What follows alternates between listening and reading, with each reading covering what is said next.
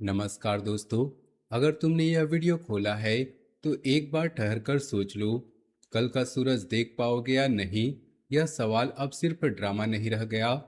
आसमान में यह जो ग्रह इस समय अपनी चाल बदल रहे हैं, वह इतना भयंकर संयोजन बना रहे हैं कि आने वाले 48 घंटों से 72 घंटों के अंदर ऐसी घटना घटने वाली है जो जिंदगी के एक बड़े हिस्से को अचानक से पलट सकती है।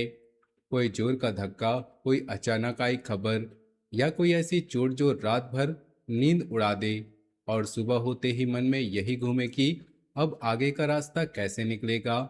अगर तुमने यह चेतावनी नहीं सुनी तो बाद में मत कहना किसी ने समय रहते आगाह नहीं किया। अब सीधी बात करते हैं।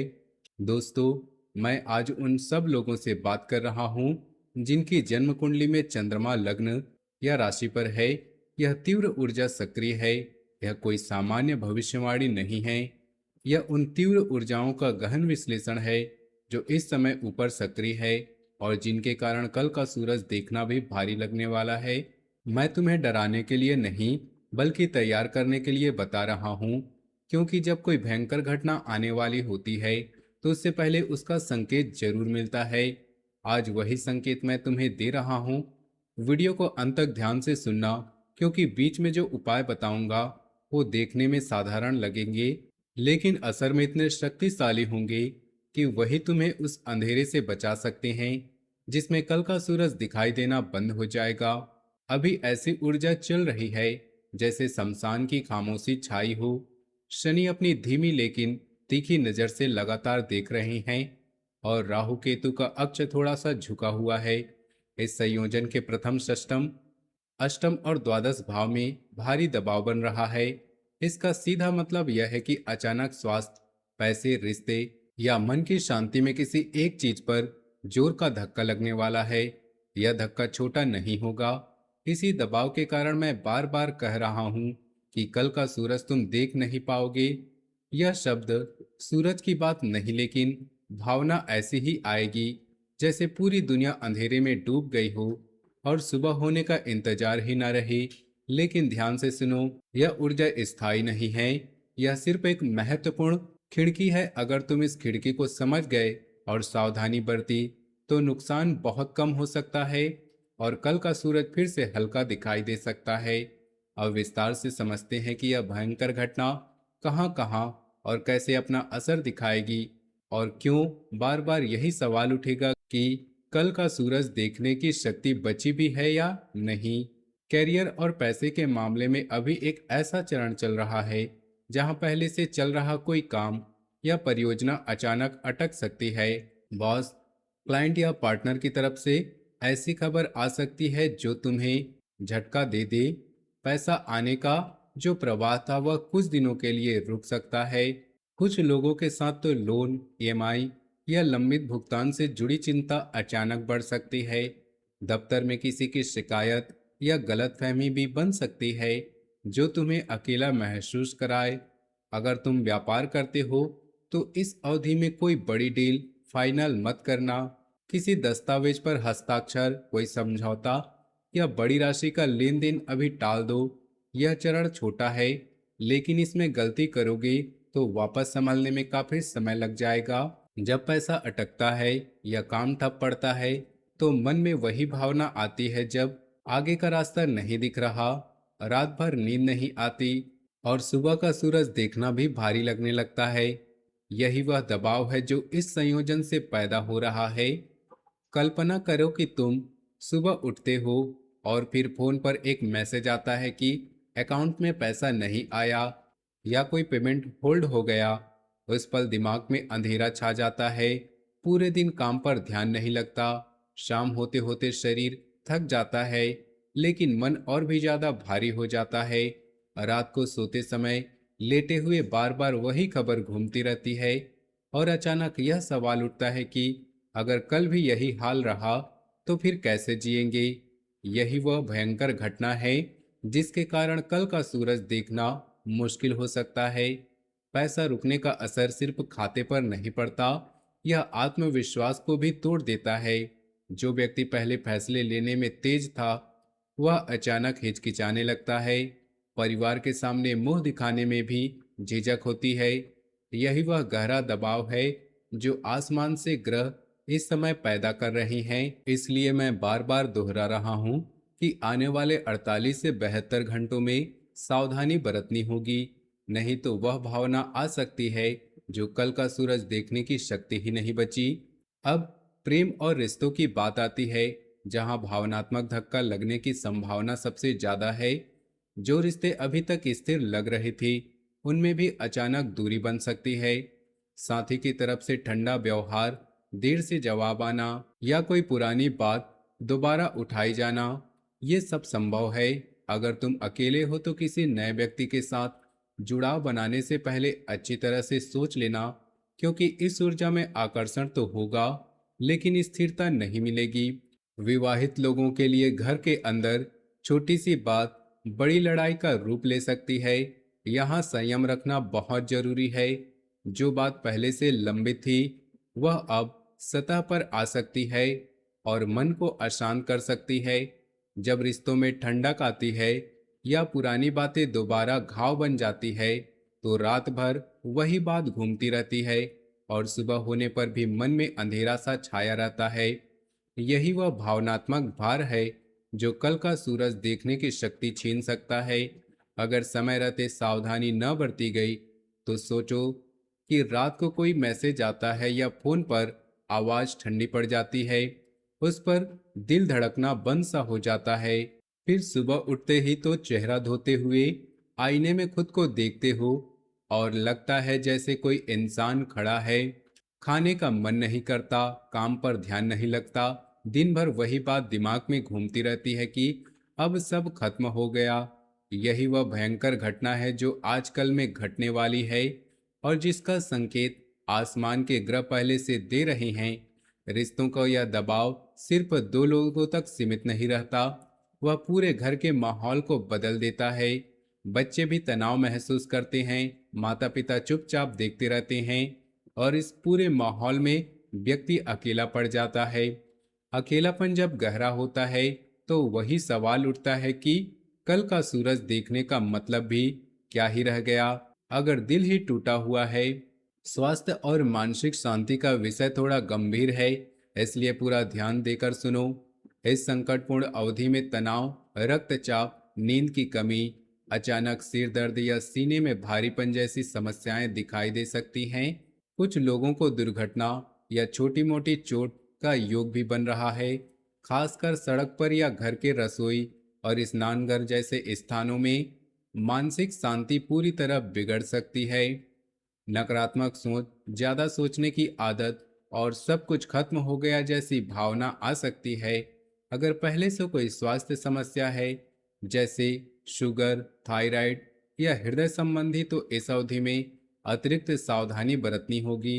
रात को देर तक जागना बिल्कुल नहीं। किसी भी अजीब शारीरिक लक्षण को नजरअंदाज मत करना।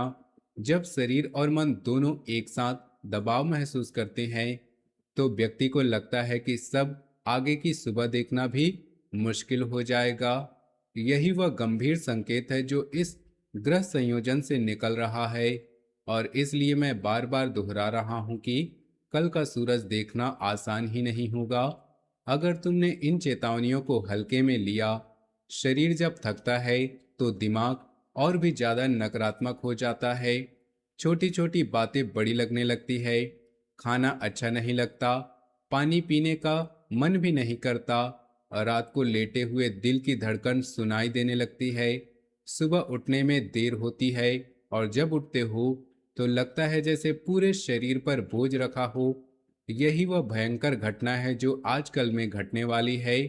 अगर कोई दुर्घटना भी हो जाए, तो वह सिर्फ शारीरिक चोट नहीं होती, वह मानसिक रूप से भी तोड़ देती है। अस्पताल के बाहर खड़े होकर या घर पर लेटे हुए यही सवाल घूमता रहता है कि क्या अब सब कुछ सामान्य हो पाएगा या नहीं। और उसी सवाल के साथ कल का सूरज देखने की शक्ति धीरे धीरे कम होने लगती है। परिवार और सामाजिक जीवन में भी तनाव बढ़ सकता है। घर के अंदर माता पिता, भाई बहन या संयुक्त परिवार में किसी बात को लेकर बहस हो सकती है। सामाजिक दायरे में भी कोई ऐसा व्यक्ति नजर आ सकता है जो पहले दोस्त लगता था, लेकिन अब उसका व्यवहार बदल गया है। कुछ लोगों को रिश्तेदारों के स्वास्थ्य या अदालती मामलों से जुड़ी खबर मिल सकती है, इसलिए घर के लोगों के साथ नरमी से पेश आना, बीच बीच में फोन उठाकर उनसे बात करते रहना, यह छोटी सी आदत बड़ी सुरक्षा दे सकती है। जब परिवार में खटास आती है या किसी करीबी का व्यवहार अचानक बदल जाता है, तो अकेलापन गहरा हो जाता है और मन में वही सवाल उठता है कि क्या मैं इस बोझ को लेकर आगे बढ़ पाऊंगा। यही बोझ जब स्वास्थ्य, पैसे और रिश्तों के दबाव के साथ जुड़ जाता है, तो व्यक्ति को लगता है कि कल की सुबह देखना भी संभव नहीं होगा। घर में अगर कोई बहस हो जाए, तो वह सिर्फ 2 मिनट की बात नहीं रहती, वह पूरे दिन का माहौल खराब कर देती है। रात को खाना खाते हुए भी चुप्पी छाई रहती है। बच्चे भी समझ जाते हैं कि कुछ गड़बड़ है और इस पूरे माहौल में व्यक्ति अंदर ही अंदर टूटता रहता है। सामाजिक मित्र जो पहले सहारा लगते थे, वे भी इस समय दूर हो सकते हैं। फोन पर बात करने का मन नहीं करता, बाहर निकलने का भी मन नहीं करता। यही वजह है भयंकर घटना जिसके कारण मैंने कहा कि कल का सूरज देख पाना संभव नहीं। जब चारों तरफ दबाव आता है, तो मन में एक ही बात घूमती रहती है कि अब आगे का रास्ता कैसे निकलेगा, और उसी के सोच के साथ सुबह का इंतजार भी भारी लगने लगता है। सबसे महत्वपूर्ण बात यह है कि यह दबाव एक छोटी लेकिन तीव्र खिड़की के रूप में आ रहा है। आने वाले कुछ दिनों में विशेष रूप से सावधान रहना। इन दिनों में कोई बड़ा निर्णय, यात्रा या बहस से दूर रहो। अगर कोई महत्वपूर्ण काम है, तो उसे इस दबाव वाली अवधि के बाद समय में स्थानांतरित कर दो। पूरा यह सप्ताह थोड़ा भारी है, लेकिन चरम दबाव इन 3-4 दिनों का है। अगर तुमने इस खिड़की को पहचाना और सावधानी बरती, तो नुकसान बहुत हद तक कम हो सकता है और कल का सूरज फिर से अपनी रोशनी दिखा सकता है। यह खिड़की इसलिए खतरनाक है क्योंकि इसमें छोटी छोटी गलतियां भी बड़ी रूप ले सकती है।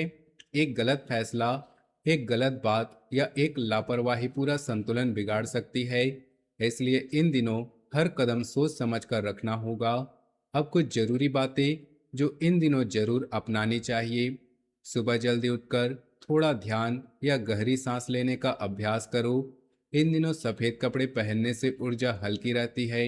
घर के बड़े बुजुर्गों का आशीर्वाद ले लेना, पैसे का हिसाब ठीक से रखना, छोटे छोटे खर्च भी नोट कर लेना।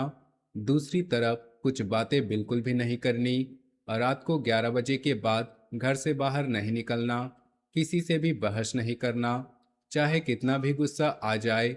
बड़ी राशि का लेन देन, संपत्ति का सौदा या लोन से जुड़ा कोई काम नहीं करना। शराब या देर रात की पार्टी पूरी तरह से बचना।